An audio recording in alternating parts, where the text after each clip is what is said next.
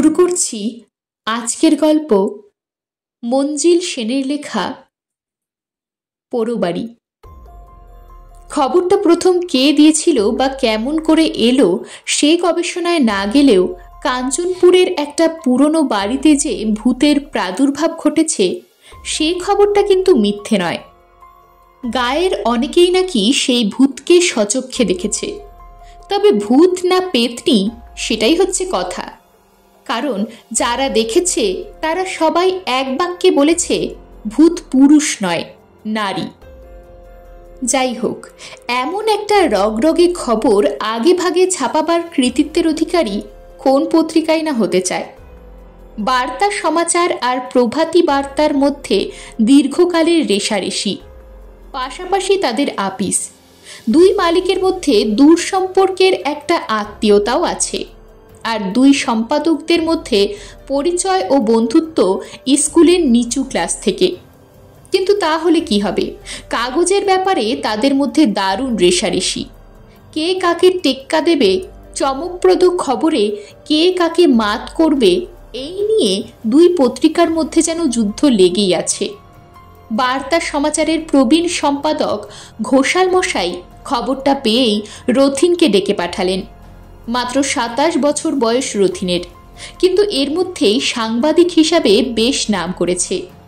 বিশেষ করে চমক লাগাবার মতো খবরে ওর হাতটা খোলে ভালো, যেমন লেখার ভঙ্গি তেমন ভাবের বিন্যাস। রথিনকে ঘটনা খুলে বললেন ঘোষাল মশাই, আরও বললেন প্রভাতী বার্তা খবরটা পাবার আগেই বার্তা সমাচারে সবিস্তারে ওই ভুতুরে কাহিনী প্রকাশ করা চাই। কাঞ্চনপুর যেতে হলে ট্রেনে যাওয়াই ভালো, বাসে অনেক ধকল, সময়ও নেবে বেশি।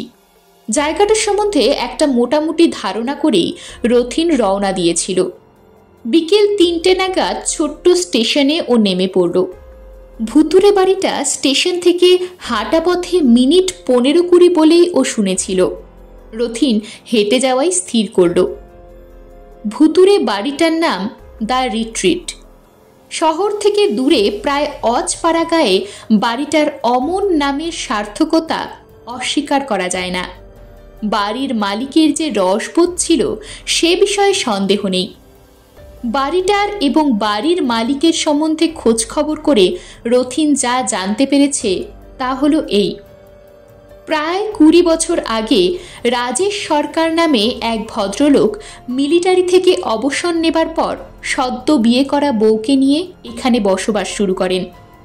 মিলিটারিতে অবসরের বয়স 50। ভদ্রলোক একা মানুষ ছিলেন, তাই বেশ মোটা টাকা জমিয়েছিলেন। অবসর নেবার মুখে হঠাৎ তার অধীনস্থ এক হাবিলদারের সুন্দরী তরুণী মেয়েকে তিনি বিয়ে করে বসেন। এত জায়গা থাকতে কাঞ্চনপুরে কেন যে তিনি এসেছিলেন তার সঠিক কারণ অবশ্য জানা যায়নি। হয়তো ছোটবেলায় এখানে তার কোনো স্মৃতি জড়িয়েছিল। যাই হোক, ছোট্ট একটা দোতলা বাড়ি বানিয়ে সুন্দরী বউকে নিয়ে তিনি এখানে কায়েম হয়ে বসলেন। কিছুকাল বেশ সুখেই কেটেছিল। তারপরে ঘটল বিপত্তি। বাড়ি থেকে খানিকটা দূর দিয়ে বয়ে গেছে একটা নদী। গ্রীষ্মকালে সেটাকে দেখায় একটা খালের মতো, কিন্তু বর্ষায় সেটাই ফুলে ফেপে ভীষণ মূর্তি ধরে। এক বর্ষার রাত্রিরে রাজেশ সরকারের তরুণী স্ত্রী ইন্দুমতি হঠাৎ নিখোঁজ হয়ে গেল। পরদিন সকালে নদীর পাড়ে পাওয়া গেল তার চটিজোড়া। ইন্দুমতি নদীর ধারে মাঝে মাঝে বেড়াতে যেত, সেদিনও নিশ্চয়ই তাই গিয়েছিল। কিন্তু যেমন করেই হোক রাক্ষসী নদী তাকে গ্রাস করেছে। খানিকটা দূরে তার শাড়িও পাওয়া গেল। জেলেরা মাছ ধরার জন্য কয়েকটা খুঁটি পুঁতেছিল, তাইতে আটকে ছিল শাড়িটা। ইন্দুমতির দেহটা কিন্তু কাছে পিঠে পাওয়া যায়নি। যাই হোক, দুর্ঘটনায় তার মৃত্যু সম্বন্ধে গায়ের লোকের মনে কোনো সন্দেহ ছিল না। রাজেশ সরকার সেদিন অসুস্থ ছিলেন, তাই সারাদিন বাড়ির বাইরে বেরোননি, শুয়েই কাটিয়েছিলেন।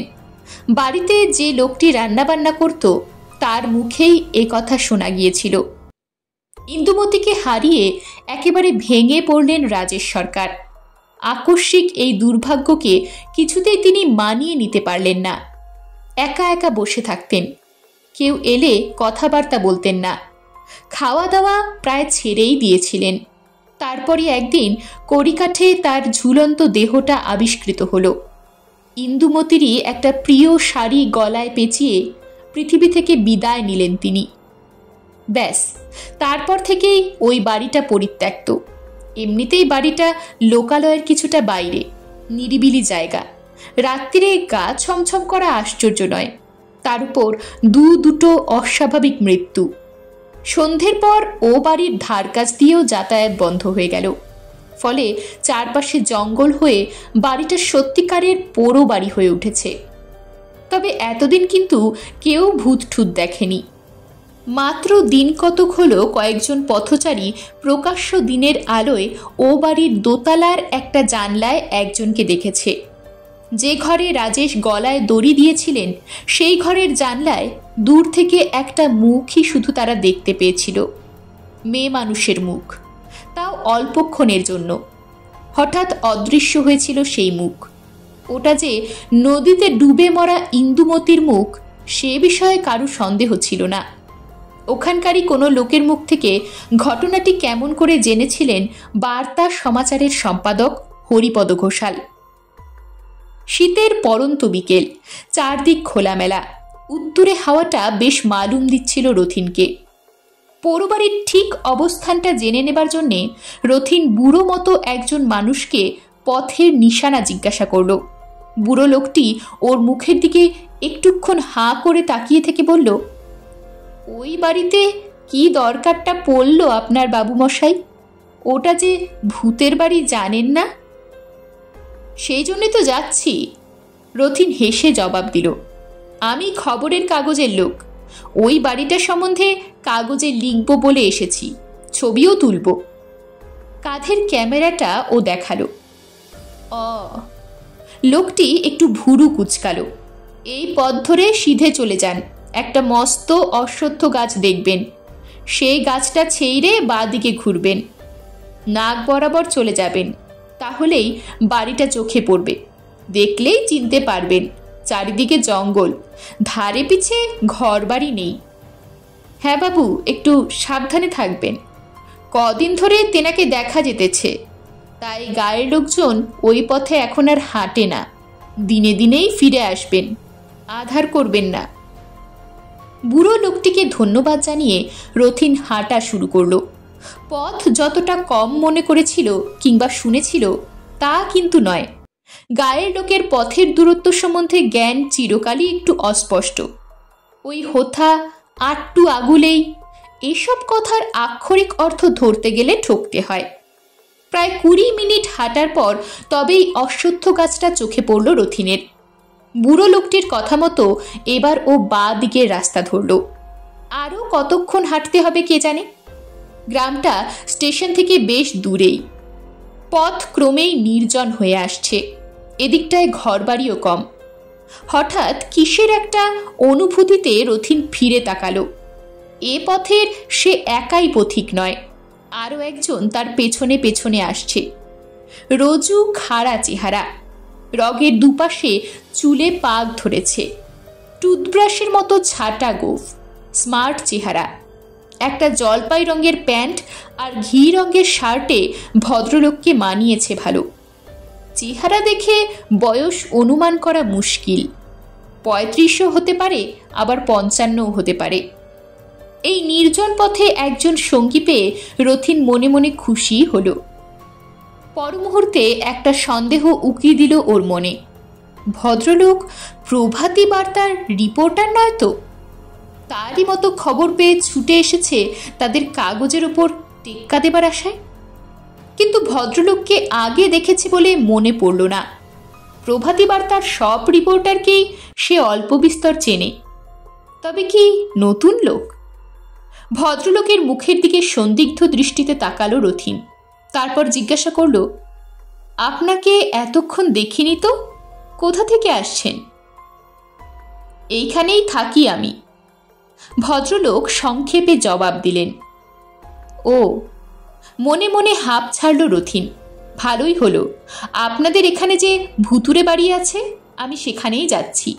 20 বছর আগে ওই বাড়ির মালিকের তরুণী স্ত্রী নদীতে ডুবে মারা গিয়েছিলেন। তাকে নাকি আবার দেখা গেছে। হ্যাঁ, আমিও তাই শুনেই আসছি, ভদ্রলোক জবাব দিলেন। রথিন ভুরু কোঁচকাল। ভদ্রলোক এখানেই থাকেন, অথচ খবরটা শুনেই আসছেন, তার মানে কি? ভদ্রলোক বোধহয় ওর মনের কথা বুঝলেন। মৃদু হেসে বললেন, আমি এখানে ছিলাম না, খবরটা পেয়ে আজই আসছি। ও, তা ভালোই হলো। রথিন স্বস্তির নিঃশ্বাস ফেলে বলল, একজন সঙ্গী পাওয়া গেল। হাঁটতে হাঁটতে ওরা বাড়ির কাছে এসে পড়ল। সত্যি বাড়িটা অনেক দিনের পরিত্যক্ত, বাইরে থেকে অন্তত তাই মনে হয়। এখানে ওখানে চুন, বালি, সিমেন্ট খসে পড়ে ইট বেরিয়ে পড়েছে। কার্নিশ থেকে গোটা কয়েক বট না অশ্বত্থ গাছ গজিয়েছে। চারপাশে বুনো গাছগাছরা, ঝোপঝাড়। ওরা দুজন একটা বড় ঝোপের পেছনে দাঁড়ালো, অনেকটা নিজেদের আড়াল করে। দিনের বেলা যদি ইন্দুমতির প্রেতাত্মা দেখা দেয় তবে এখান থেকে দেখাই ভালো। নিরাপদ দূরত্ব তো বটেই। তাছাড়া রথিন জেনে নিয়েছিল যে ঘরে তেনাকে দেখা গিয়েছিল তার জানলাটা পশ্চিম মুখ, অর্থাৎ ওরা যেখানে দাঁড়িয়ে আছে তার নাক বরাবর দোতলায়। কিছুক্ষণ কেটে গেল। সূর্য পশ্চিম দিকে হেলছে। বাড়িটার দেওয়ালে, জানলায় পড়ন্ত রোদ এসে পড়েছে। আর বড়জোর ঘণ্টাখানেক, তারপরই সূর্য অস্ত যাবে, নেমে আসবে অন্ধকার। রথিন উসখুস করছিল, অন্ধকার নামার আগেই ওকে স্টেশনে ফিরতে হবে। এই অচেনা অজপাড়া গায়ে রাত কাটাতে ও রাজি নয়, হোটেল থাকলেও নয়। অবশ্য আছে কিনা সে বিষয়ে ঘোর সন্দেহ আছে ওর মনে। দোতলার পশ্চিমমুখ একটা ঘরের জানলাগুলো খোলা। একটা জানলায় আবার পর্দার মতো কি একটা কাপড় ঝুলছে। বাড়িতে কেউ যদি বাসই না করে তবে পর্দা এলো কোথা থেকে? হঠাৎ একটা হিম শিহরণ বয়ে গেল রথিনের সারা অঙ্গে। জানলার পর্দাটা একটু সরে গেছে, আর সেই ফাঁক দিয়ে উকি মারছে একটা মুখ, একজন মহিলার মুখ। রোদ পড়েছে সেই মুখে, স্পষ্ট দেখা যাচ্ছে। বয়স 40-45-এর কম হবে না। এককালে হয়তো সুন্দরী ছিলেন, কিন্তু এখন শীতের পড়ন্ত বেলার মতোই ম্লান। চোখ মুখী তা বলছে। একটা অস্ফুট উক্তি কানে যেতেই রথিন চমকে পাশ ফিরে তাকালো। সঙ্গীর কথা সে ভুলেই গিয়েছিল। ভদ্রলোকের দু চোখ বিস্ফারিত, মুখটা হঠাৎ যেন ঝুলে পড়েছে। আপন মনেই তিনি বলে উঠলেন, ওর যে এত বয়স হতে পারে তা আমার মনে ছিল না, আমি ভাবতেই পারিনি।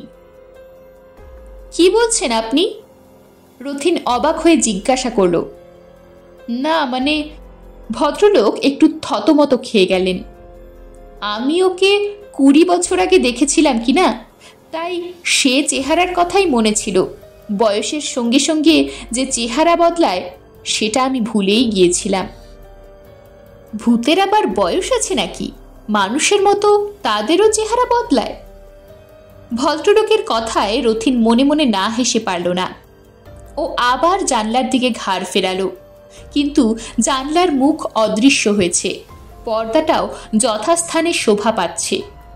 উত্তেজনার বশে ও ঝোপের আড়াল থেকে বেরিয়ে পড়েছিল। হয়তো ইন্দুমতির প্রেতাত্মা ওকে দেখে ফেলেছে, তাই মিলিয়ে গেছে। অসীম সাহসী না হলেও রথিন ভীতু নয়। তাছাড়া মাথার উপর সূর্য, স্পষ্ট দিনের আলো। অন্ধকার হলে নয় কথা ছিল, কিন্তু এই দিনে দিনে ভূতের ভয়ে পালাবার কোনো যুক্তি থাকতে পারে না।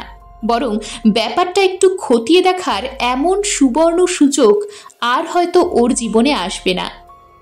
সঙ্গীর দিকে ফিরে ও বলল, চলুন আমরা বাড়ির ভেতরে ঢুকে ইন্দুমতির প্রেতাত্মার মোলাকাত করি। দিনের বেলা ভূত পেতনির দেখা পাওয়া যায় বলে কখনো শুনিনি। ব্যাপারটা কেমন যেন রহস্যজনক মনে হচ্ছে। ভদ্রলোকের দিক থেকে তেমন উৎসাহ কিন্তু দেখা গেল না। তিনি হঠাৎ যেন চুপসে গেছেন। চলুন, উদাসীনভাবে তিনি বললেন। বাড়ির সদর দরজায় পৌঁছে ভদ্রলোক থমকে দাঁড়ালেন। বললেন, আমি আর ভেতরে যাব না। রথিন মনে মনে চটল, ভাবল ভদ্রলোকের চেহারা অ্যাথলিটদের মতো হলে কি হবে, ভীষণ কাপুরুষ। ঠিক আছে, আপনি এখানেই অপেক্ষা করুন, আমি একাই যাচ্ছি। বীর দর্পে ও ভেতরে ঢুকে পড়ল। ভেতরে ঢুকে ও কিন্তু অবাকই হলো। ঘরটা পোড়ো বাড়ির মতো নয়, যেন হালে ধোয়া মোছা হয়েছে। দোতলার সিঁড়ির দিকে তাকিয়ে ওর বুকের ভেতরটা হঠাৎ লাফাতে শুরু করলো। একা একা উপরে উঠবে, একটু বেশি হঠকারিতা হয়ে যাবে না? কিন্তু কোথা থেকে সিঁড়ির ওপর এসে পড়া এক ঝলক রোদ ওর মনে সাহস ফিরিয়ে আনলো। তারপরই ওর নজর পড়ল সিঁড়ির মুখে একজোড়া মেয়েদের জুতোর ওপর। আবার ভুরু কোচকালো। ভূত জুতো পরে নাকি? এ নিশ্চয়ই একটা জাল জুয়ো চুরির ব্যাপার। সমস্ত ঘটনাটাই হয় সাজানো, নয় মস্ত একটা ধাপ্পা। বুক ঠুকে ও ওপরে উঠে গেল। দোতলার ডান দিকের ঘরের দরজাটা বন্ধ। রথিন আস্তে আস্তে ধাক্কা দিল সেই দরজায়। কোনো সাড়া শব্দ নেই, দরজাও খুলল না। আবার ধাক্কা দিল রথিন, এবার একটু জোরে। কে? কাপা কাপা মেয়েলি কণ্ঠে প্রশ্ন এলো। খুলুন দরজা। রথিন বলল, ভয় নেই, আমি আপনার কোনো অনিষ্ট করব না। সঙ্গে সঙ্গে ওর মনে পড়ল যাকে ও অভয় দিচ্ছে আসলে তার একজন ভূত বা পেতনি হবার কথা। তাকেই সে ভরসা দিয়ে বলছে ভয় নেই। কথাটা মনে হতেই ওর ভীষণ হাসি পেল। ভেতর থেকে দরজা খোলার শব্দ হলো। রথিন দেখল ওর সামনে দাঁড়িয়ে আছে জানলায় দেখা সেই মহিলা। মুখটা তার ফ্যাকাশে হয়ে গেছে। কে আপনি? এখানে কি করছেন? বেশ একটু রুক্ষ স্বরেই প্রশ্ন করল রথিন। আমার বাড়ি এটা, মিনমিন করে ভদ্রমহিলা জবাব দিলেন। খুব ভয় পেয়েছেন মনে হলো। আপনার বাড়ি? রথিন ঠিক বুঝতে পারে না। হ্যাঁ, মানে তাই ছিল আগে। আমার স্বামী তৈরি করেছিলেন এই বাড়িটা। আপনার স্বামী? রথিন অবিশ্বাসের কণ্ঠে বলল। হ্যাঁ, আমার স্বামীর নাম রাজেশ সরকার। মিলিটারি থেকে অবসর নেবার পর এই বাড়িটা উনি বানিয়েছিলেন। আপনি তবে ইন্দুমতি দেবী? হ্যাঁ। কিন্তু আমি শুনেছিলাম আপনি নদীতে ডুবে মারা গিয়েছিলেন। না। ভদ্রমহিলা একটা দীর্ঘশ্বাস ছেড়ে বললেন, আসল ঘটনা তা নয়। আপনাকে তবে খুলেই বলি, বিয়ের সময় আমাদের বয়সের অনেক তফাৎ ছিল। ওর 50 আর আমার মাত্র 20। আমাকে উনি সুখী করার জন্য সব রকম চেষ্টাই করেছিলেন, কিন্তু তখন আমার অল্প বয়স, তাই কিছুতেই আমার মন উঠছিল না। ভাবতাম বুড়ো স্বামী। তাছাড়া এই অজ পাড়াগায়ে এসে সারা জীবন কাটাবার মোটেই ইচ্ছে ছিল না আমার। এখানে আনন্দ ফুর্তি নেই, হইচই নেই, যেন বনবাস। কিন্তু এই একটা ব্যাপারে উনি আমার কথায় কান দেননি। ওর ধারণা হয়েছিল শহরে থাকলে ছেলে ছোকরারা আমার দিকে নজর দেবে, আমিও হয়তো বিগড়ে যাব। এই ভেবেই এ জায়গাটা ওর পছন্দ হয়েছিল। কিছুদিন পর আমার অসহ্য লাগতে লাগলো, জীবন অতিষ্ঠ হয়ে উঠল। উনি ছাড়া দ্বিতীয় কারুর সঙ্গে কথাবার্তা বলার লোক পর্যন্ত নেই। কিছুদিন পর আমার অসহ্য লাগতে লাগলো, জীবন অতিষ্ঠ হয়ে উঠল। উনি ছাড়া দ্বিতীয় কারুর সঙ্গে কথাবার্তা বলার পর্যন্ত লোক নেই। দিন আর কাটতে চায় না। শেষ পর্যন্ত আমি এক মতলব আটলাম। এক বিকেলে ছোট্ট একটা পুটুলি আর একটা ব্যাগ নিয়ে বেরিয়ে পড়লাম। ওর অসুখ করেছিল, ঘুমোচ্ছিলেন। কাজের লোকটাকে আমি স্টেশনের দিকে পাঠিয়েছিলাম। দেখছেন তো এদিকটা কেমন নিরিবিলি।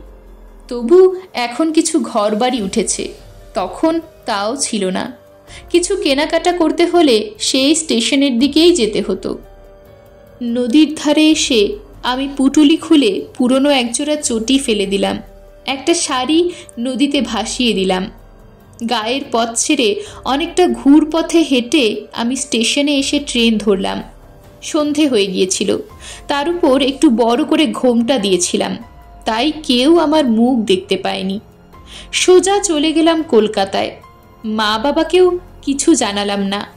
কলকাতায় একটা মেয়ে হোস্টেলে আমার এক বন্ধু ছিল, টেলিফোন অফিসে কাজ করত। আমি ওর কাছে গিয়েই উঠলাম, সব খুলে বললাম। ও আমাকে শুধু আশ্রয়ই দিল না, আমার একটা কাজও জুটিয়ে দিল। আমি অন্য নাম নিলাম, ইন্দুমতি হয়ে গেল বাসন্তী। যে জীবন আমি চেয়েছিলাম তাই হাতের মুঠোয় এসে গেল। হই হুল্লোড়ে দিনগুলো বেশ কেটে যাচ্ছিল। তারপর আবার আমি বিয়ে করলাম। এক বড়লোকের ছেলেকেই আমি বেছে নিয়েছিলাম। কিছুদিন বেশ সুখেই কাটল, কিন্তু তারপরই আমার দ্বিতীয় স্বামীর গুণের পরিচয় পেতে লাগলাম। স্বভাব চরিত্র খারাপ, এ নিয়ে প্রায়ই আমাদের তুমুল ঝগড়া হতো। শেষ পর্যন্ত আমরা ছাড়াছাড়ি হয়ে গেলাম। আমার দ্বিতীয় স্বামী ছাড়াছাড়ির শর্ত হিসাবে ব্যাংকে আমার নামে মোটা টাকার একটা অ্যাকাউন্ট খুলে দিয়েছিল। সেটার উপর ভরসা করে আবার আমি চাকরি খুঁজে নিলাম। এরপরেও কয়েকজন বিয়ের প্রস্তাব নিয়ে এগিয়ে এসেছিল, কিন্তু আমি রাজি হইনি। বিয়ের উপর আমার ঘেন্না ধরে গিয়েছিল। ক্রমে যতই বছর কাটতে লাগলো, প্রথম স্বামীর কথা মনে করে অনুশোচনা হতে লাগলো আমার। তিনি আমাকে সত্যিই ভালোবাসতেন, সুখী করার জন্য অনেক চেষ্টাই করেছিলেন, কিন্তু আমি তার সঙ্গে অবিশ্বাসের কাজ করেছি। অনেকবার ভেবেছিলাম চিঠি লিখব, কিন্তু কেন যেন সাহসে কুলোয়নি। এখন মনের সঙ্গে যুদ্ধ করে হেরে গিয়েছি। দিন কয়েক হলো যা হয় হবে ভেবে এখানে এসেছি, কিন্তু এসে দেখি ঘরবাড়ির কি ছিঁড়ি, যেন একটা পোড়ো বাড়ি। কর্তার সঙ্গেও এ কদিনে দেখা হয়নি। তিনি এখানে আছেন নাকি চলে গেছেন তাও জানি না। গায়ের লোকের কাছে যেতেও সাহস হচ্ছে না। আমি যে ডুবে মরেছি তা এখানকার সবাই নিশ্চয়ই জানে। সেই রকম ফোন দিয়ে আমি এঁটেছিলাম। এখন নিজের পরিচয় দিলে সবাই আমাকে হয় মিথ্যেবাদী নয় ভূত ভাববে। এমনিতেও ভয়ে ভয়ে সিটিয়ে আছি। কর্তা এসে আমাকে দেখলে কিভাবে নেবেন জানি না তো। রাজেশ সরকারের আত্মহত্যার খবরটা যে ভদ্রমহিলা জানেন না তা এতক্ষণে বুঝতে পারল রথিন। এই তবে ঘটনা। হঠাৎ একটা কথা মনে করে ও জিজ্ঞাসা করল, কিন্তু এ কদিন আপনি এখানে আছেন, খাওয়া দাওয়ার কি করছেন? বাড়িতে কেউ যদি নাই থাকে তবে সেসবের পাটও নিশ্চয়ই নেই। আমি আসবার সময় রামকে মানে আমার ছোকরা চাকরকে সঙ্গে এনেছি। একা আসার সাহসও ছিল না। সেই স্টেশন থেকে বাজার করে আনে, রান্না করে। ঘরদোর আমরা দুজন এ কদিনে যতটা পেরেছি পরিষ্কার করেছি। যা নোংরা হয়েছিল।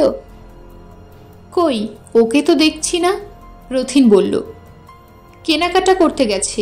ওকে আমি বলে দিয়েছি আমার সম্বন্ধে কাউকে কিছু না বলতে। এ বাড়িতে আমরা যে আছি তাও যেন না বলে। খুব চালাক ছেলে। হ্যাঁ, রথিন শবতোক্তি করল। ব্যাপারটা এখন ওর কাছে জলের মতো পরিষ্কার হয়ে গেছে।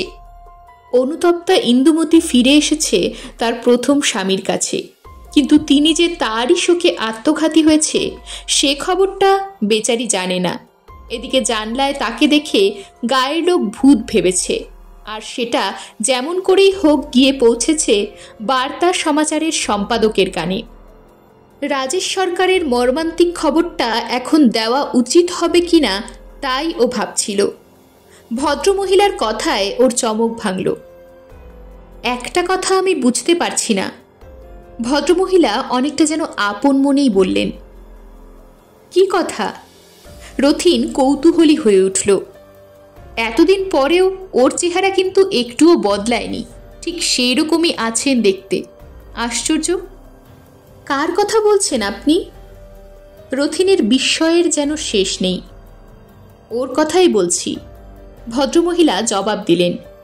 আপনারা যখন ঝোপের আড়াল থেকে জানলার দিকে তাকিয়েছিলেন আমি আপনাদের দেখতে পেয়েছিলাম। কি বলছেন আপনি? রথিন হতবুদ্ধির মতো প্রশ্ন করল। ঠিকই বলছি। ভদ্রমহিলা একটু মুচকি হাসলেন। আপনারা ভেবেছিলেন আমি আপনাদের দেখতে পাইনি, কিন্তু তা নয়। রাস্তা দিয়ে আপনারা যখন কথা বলতে বলতে আসছিলেন তখন আমি আপনাদের দেখেছিলাম। এতদিন পর কিভাবে ওর মুখোমুখি হব সেই ভেবেই আমি ভীষণ ঘাবড়ে গিয়েছিলাম, তাই দরজা খুলতে দেরি হচ্ছিল। কিন্তু উনি নিচে কি করছেন? রথিনের সমস্ত শরীরে যেন একটা বিদ্যুৎ খেলে গেল। মুহূর্তকাল, তারপরই ও এক ছুটে সিঁড়ি বেয়ে তরতর করে নিচে নেমে এলো। দরজার কাছে কাউকে সে দেখতে পেল না। আশেপাশেও কেউ নেই, দূরেও কাউকে দেখা যাচ্ছে না। ফাঁকা খা খা করছে চারিদিক। সূর্য পশ্চিমে আরও হেলে পড়েছে। হিমেল হাওয়ায় সারা গায়ে কাটা দিয়ে উঠল রথিনের। আসলে ভূত কে, এখন সেটা ওর কাছে পরিষ্কার হয়ে গেছে। এরকমই আরও সব গল্প পেতে চ্যানেলটিকে সাবস্ক্রাইব করে দেবেন। আর গল্পটি যদি ভালো লেগে থাকে তাহলে লাইক, শেয়ার আর কমেন্ট করে দেবেন।